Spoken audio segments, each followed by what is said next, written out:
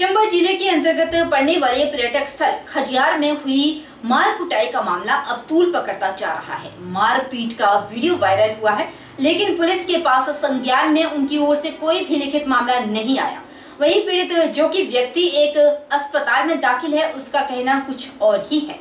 हाल ही में पंजाब के अमृतसर के साथ लगते क्षेत्र से 3 लोग पर्यटक स्थल डलहौजी और खजियार घूमने को आए थे। खजियार में उनकी कहासुनी वहीं के स्थानीय लोगों से हुई और भारी संख्या में स्थानीय लोगों ने इन लोगों की खूब पिटाई की। इस बारे में जब एसपी चंबा से पूछा गया तो उन्होंने कहा कि पुलिस के पास जो जानकारी है उसके हिसाब से 3 व्यक्ति खजियार घूमने को आए थे और यह लोग हस्तरेखा पढ़ने का काम कर रहे थे, जिसकी वजह से इनकी कहासुनी स्थानीय लोगों से हुई और उसके बाद मारपीट भी हुई। जैसे ही ये मामला पुलिस के समक्ष आया तो पुलिस इन तीनों लोगों को अपने साथ चौकी सुल्तानपुर लेकर आई और मेडिकल करवाने का आग्रह किया, लेकिन इन लोगों ने मेडिकल करवाने से मना कर दिया। साथ ही किसी ही अन्य तरह की कार्रवाई किए जाने से भी इनकार किया। उन्होंने बताया कि अभी तक हमारे पास इनकी कोई भी औपचारिक कार्रवाई करने की रिपोर्ट नहीं मिली है। जहां तक हमें खबर मिली है, इसको लेकर एक वीडियो वायरल हुई है, लेकिन उनके संज्ञान में इस तरह का कोई लिखित मामला नहीं आया है। पुलिस के पास जो जानकारी है उसके हिसाब से अमृतसर से 3 व्यक्ति खजियार घूमने आए हुए थे और खजियार में ये लोगों के हाथ पढ़ने का और हस्तरेखाएं पढ़ने का कुछ काम कर रहे थे, जिसकी वजह से कुछ लोगों के साथ इनकी कहासुनी हुई और बाद में झगड़ा और मारपीट भी हुआ। और पुलिस के संज्ञान में जैसे ही ये मामला आया तो पुलिस ये अमृतसर से आए हुए 3 व्यक्तियों को लेकर सुल्तानपुर चौकी आई, जहां पर इनसे मेडिकल करवाने का आग्रह किया गया, जिस पर इन व्यक्तियों ने मेडिकल कराने से मना किया और आगामी किसी भी पुलिस कार्रवाई को करने से मना किया। और वहां पर इनका एक बयान भी दर्ज किया गया जिसमें इन व्यक्तियों ने साफ तौर पर किसी भी कानूनी कार्रवाई करवाने या मेडिकल करवाने से मना किया है। अभी तक इस मसले पर हमें कोई औपचारिक या फॉर्मल कंप्लेंट नहीं मिली है, लेकिन मीडिया में जो वीडियो वायरल हुआ है वो हमारे संज्ञान में आया है, बट हमारे पास ऐसी कोई शिकायत अभी नहीं है। मैं इस बात का पूरा खंडन करना चाहूँगा कि ऐसी कोई भी स्थिति यहाँ पर नहीं है और हिमाचल में और चंबा ज़िले में हज़ारों की संख्या में, लाखों की संख्या में सैलानी आ रहे हैं, टूरिस्ट आ रहे हैं। पंजाब से चंबा में बहुत ही भारी संख्या में टूरिस्ट आते हैं डलहौजी या खजियार घूमने, और वो बहुत ही शांतिपूर्वक तरीके से और बहुत ही सेफली वो यहाँ पर घूम के जाते हैं और उनकी सुरक्षा की पूरी जिम्मेदारी चंबा पुलिस की है। और हम ये विशेष ध्यान रखते हैं कि जो भी टूरिस्ट यहाँ घूमने आ रहा है वो बहुत ही सेफली और अच्छे माहौल में घूम के जाए, और लोगों का भी रवैया बहुत सकारात्मक है। और हिमाचल एक टूरिस्ट स्टेट है और हमारी हमेशा ये कोशिश रहती है कि यहाँ पर जो भी व्यक्ति आते हैं उनको एक बहुत सुखद अनुभव। अभी तक हमारे पास ऐसी कोई शिकायत नहीं आई है कि जहाँ पर किसी टूरिस्ट के साथ कोई भी तरह की बदसलूकी या गलत व्यवहार किया गया हो। और इस बारे में अस्पताल में दाखिल पीड़ित व्यक्ति का कुछ और ही कहना है। नागरिक इस टाइम स्पेन में 25 साल तो स्पेन रहंदे, मैं तो मेरी वाइफ अपने बच्चों के नाल ही इत्थे वापस पंजाब सैटल होने लिए अपना बिजनेस स्टार्टअप कर लिया है। ते कल 2 दिन पहला ही इत्थों घूमन वास्ते जिहड़ा वो डलहौजी गए ही, ते सानू उन्हां बंदियां ने मे भी घट्टो घट्ट 100 तो प्लस बंदा इकट्ठा हो के जिहड़ा वो खजियार जगह जिहड़ी एकदम अटैक करता साडे ते सानू ना उन्होंने कोई सवाल पूछा ना कोई गल की, सिर्फ पंजाबी होने की वजह करके या कोई इहो जी कोई गल हुई उन्हां दी किसे नाल ते सानू उन्होंने बहुत जिहड़ा वो मारिया सिर विच। मेरे 2-3 दिन मैं कोमा च रहा ते अज जिहड़ा वा मैं बांह मेरी टुटी नाल ते मेरी वाइफ ने वीडियोज बनाईयां ही, उन्होंने पुलिस ने वो वीडियो जिहड़ियां वो डिलीट कर दित्तियां।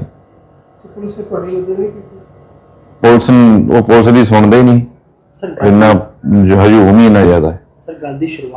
गल सिर्फ इस करके हुई कि वो मेरे अहीं उत्थे पार्किंग लाई गड्डी दे, सिर्फ एक उत्थे कोई उन्हां दा प्रधान ही तो मेरे ब्रदर नूं कह रहा कि तेरे चपेड़ा मारांगा, तो मैं उन्होंने ये नहीं गल की चपेड़ क्यों मारां, क्यों भाई चपेड़ क्यों मारेंगा तू, मतलब गलत क्यों बोलदा हूं, इदां बोलना नहीं चाहिए। तो उस बंदे ने 1 मिनट तो पहला फोन करके 100 तो वध बंदा इकट्ठा कर लिया।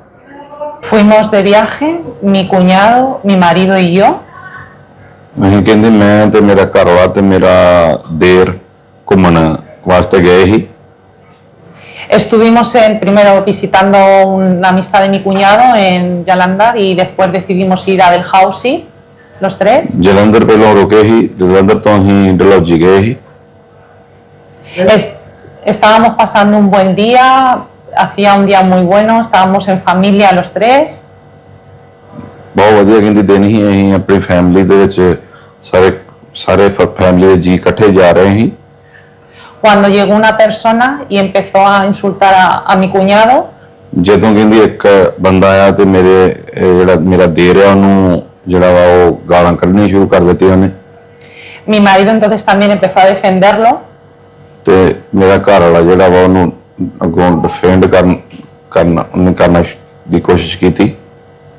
Y entonces llegaron 100 personas y se echaron encima de los dos. ਤੇ ਜਦੋਂ ਕਿ ਉਹਨੇ ਫੋਨ ਕਰਕੇ ਘੱਟੋ ਘੱਟ 100 ਬੰਦਾ ਇੱਕ ਮਿੰਟ ਚ ਸੱਦ ਕੇ ਸਾਡੇ ਉੱਤੇ ਅਟੈਕ ਕਰ ਦਿੱਤਾ।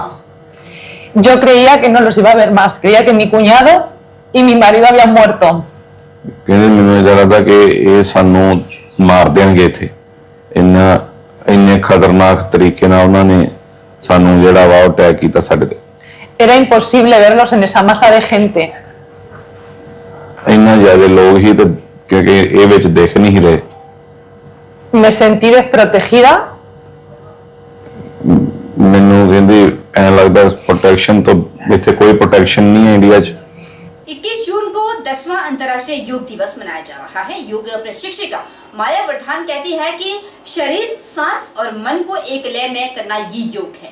योग करने से आप केवल शारीरिक रूप से ही स्वस्थ नहीं रहते बल्कि मानसिक तौर पर भी आप स्वस्थ रहते हैं। योग प्रशिक्षिका माया वरदान ने बताया कि आज की व्यस्तता भरी दिनचर्या में योग करना आवश्यक हो गया है। योग करने से आप केवल शारीरिक रूप से ही स्वस्थ नहीं रहते, यह मानसिक तौर पर भी स्वस्थ रखता है। उन्होंने कहा कि मीडिया कर्मियों की दिनचर्या भी काफी थकान तनाव भरी रहती है, ऐसे में उन्हें योग करना आवश्यक है। माया वर्धान ने कहा कि योग जब सांसों के साथ व्यायाम करते हैं तो उससे अच्छा प्रभाव शरीर पर पड़ता है। जब तक आप खुद स्वस्थ नहीं हैं, स्वस्थ केवल तन से ही नहीं रहना बल्कि मन को भी स्वस्थ रखना है, जिसका योग सबसे बेहतर तरीका है। योग और ध्यान से हम मानसिक तौर पर भी मजबूत रहते हैं। उन्होंने कहा कि 2014 से अंतर्राष्ट्रीय योग दिवस मनाया जा रहा है और इस बार 10वां योग दिवस मनाया जाएगा। उन्होंने कहा कि वे अलग अलग स्कूलों कॉलेजों में भी योग का प्रशिक्षण दे रही हैं, जिससे बच्चों को लाभ मिल रहा है। तो अभी योगा डे के लिए आपको पता ही है 2014 से इंटरनेशनल योगा डे हम लोग सेलिब्रेट कर ही रहे हैं। तो अभी हम आर्ट ऑफ लिविंग की बात करेंगे। तो आर्ट ऑफ लिविंग जो है मंडी की बात कर रहे हैं हम लोग, जैसे ये भी मीडिया कोऑर्डिनेटर है मंडी के, मैं भी मीडिया कोऑर्डिनेटर हूँ मंडी की। तो हम लोग सभी अलग अलग स्कूलों में, इंस्टीट्यूट में, जहाँ पर भी कॉलेज में, सब जगह जाकर जो है तो एक दिन का तो चलो है ये कि अच्छा एक दिन का हमने योगा सेशन करना है। ऐसे हम लोग ना 3 डे का, 4 डे का, जैसे मैंने आप लोगों को भी इनवाइट किया था कि आप ऐसे सेशन रखो 2 दिन का, 3 दिन का, जितना भी आप लोगों को समय है। तो वही बात आ गई कि एक अवेयरनेस के लिए हम सबके लिए जीते हैं, सबके लिए काम करते हैं, है ना, अपने परिवार के लिए, सोसाइटी के लिए, सबके लिए करते हैं। लेकिन कहीं ना कहीं हम कहाँ किसको छोड़ देते हैं पीछे, जिस पर हम ध्यान नहीं देते, वो है हमारा अपना आप। और जब तक आपका अपना आप स्वस्थ नहीं है, आपका मन स्वस्थ नहीं रहेगा। जब आपका मन स्वस्थ नहीं है तो फिर कुछ भी स्वस्थ नहीं होता है। वन विभाग चंबा मंडल की RRT ने पुखरी गांव में एक मकान से रॉयल स्नेक के रेस्क्यू किया है। करीब 7 फुट लंबे इस रॉयल स्नेक को पकड़ने के बाद वन विभाग की टीम ने सुरक्षित जंगल में छोड़ दिया। वन विभाग की RRT टीम को सूचना मिली थी कि पुखरी गांव में एक घर में सांप घुस आया है। सूचना पाते ही वन विभाग के BO सुनील ठाकुर ने मौके पर पहुंचकर सांप को सुरक्षित रेस्क्यू किया। इसके बाद ही घर वालों ने राहत की सांस ली। चलिए रुक लेते हैं अब मंडी जिला के उपमंडल पत्थर का, जहां पर मिनी कुंभ के नाम से विख्यात हिमरी गंगा में लोगों की भारी आस्था जुड़ी है। यह स्थान निसंतान महिलाओं के लिए भी विशेष महत्व रखती है। निसंतान महिलाएं पानी के स्रोत में अखरोट फेंकती है। जिस महिला के आंचल में अखरोट आ जाता है उसे संतान की प्राप्ति होती है। इतना ही नहीं, यहाँ स्नान करने से चर्म रोग भी दूर होते हैं। हिमरी गंगा का इतिहास देव हुरंग नारायण से भी जुड़ा हुआ है। एक रिपोर्ट। मंडी जिला के उपमंडल पद्धर में है हिमरी गंगा। मिनी कुंभ के नाम से विख्यात पद्धर उपमंडल के ग्राम पंचायत सियून में भादो महीने में एक दिवसीय मेला भी लगता है, जहां लोग शाही स्नान करते हैं। इस पवित्र विशाल जलधारा में स्नान करने के पीछे लोक आस्था है कि यहां स्नान करने से जहां निसंतान दंपतियों को संतान प्राप्त होती है, वहीं चर्म रोग से भी निजात मिलती है। यह स्थान निसंतान महिलाओं के लिए भी विशेष महत्व रखता है। निसंतान महिलाएं पानी के स्रोत में अखरोट फेंकती हैं और नीचे की तरफ अपने दुपट्टे को लेकर खड़ी हो जाती है। ऐसी मान्यता है कि भाग्य से जिस महिला के पास अखरोट आकर गिरता है उसे संतान प्राप्ति होती है। हिमरी गंगा पहुंची कई महिलाओं ने पानी में अखरोट तारे और उन अखरोटों को अपने आंचल में लिया। हिमरी गंगा पहुंची महिलाओं ने बताया कि जब वे पहली बार आई थी तब उन्होंने भी मन्नत मांगी थी, जो पूरी हुई। अब वे श्रद्धा भाव से यहाँ आती है और यहाँ चौथी बार आई है। यहाँ अखरोट तारने पर संतान की प्राप्ति होती है। मैं चौथी बार आई हूँ इधर यहाँ पे, और जब शुरू में हमें पता चला कि हिमरी गंगा का पानी बहुत मात्म्य रखता है और इसमें ना पहले तो नहाने का प्रधान था, उस टाइम में पहली बार आई थी। अब तो देखो कितना अच्छा हो गया यहाँ पर समाधान, नहाने का, बैठने का, उठने का। तो मैं चौथी बार आई हूँ मैया के पास। पहले मैं आस्था लेके आई थी, मेरी आस्था पूरी हो गई। अब तो मैं शौक से आई हूँ इधर जी। लोग खोड फेंक के जाते थे, गोदी में आते हैं पल्लुओं में, उसका महात्म्य है। वो खोड गोदी में आ जाए तो वही बेटा हो जाता है, जिसके पास बच्चे नहीं थे उसके बाद हो जाते हैं। फिर ये कहा जाए कि जिनकी औलाद नहीं है, हाँ जी, उसकी हाँ आ सकते हैं, और इनकी औलाद यहाँ होती है, देती है माता बोल उनको। महात्मा ए वही, इसके पास बच्चा नहीं होना है, इसकी महात्मा ए है। और ये हमारे बुलबुले मैया की तो बहुत है, जो इसको आगे हाथ में हो तो मतलब इसको माता का आशीर्वाद मिल गया। सुनते हैं कि यहाँ पर जो खोड फेंके जाते हैं तालाब में, पल्लू में आए तो उसकी पूजा करने से कुछ होती है। मैं तो पहली बार ना, जैसे बोलते हैं कि शरीर में कोई बीमारी रोग हो वो दूर हो जाता है इसी नहाने से। यहाँ बहुत आस्था है। मैं तो पहली बार ही ऐसा सुनते हैं कि बेटे के लिए यहाँ फ्रूट फेंके जाते हैं, अखरोट फेंके जाते हैं, उनकी जो झोली में आएगी उसकी लेके मन्नतें पूरी होती है लोगों की। माँ के प्रति तो काफी आस्था है। उधर मंदिर के पुजारी गौतम बताते हैं कि जो अखरोट आंचल में आ जाते हैं उसे महिला घर ले जाती है और पूजा करती है। संतान प्राप्ति के बाद वही संतान उस अखरोट को हिमरी गंगा में चढ़ाती है।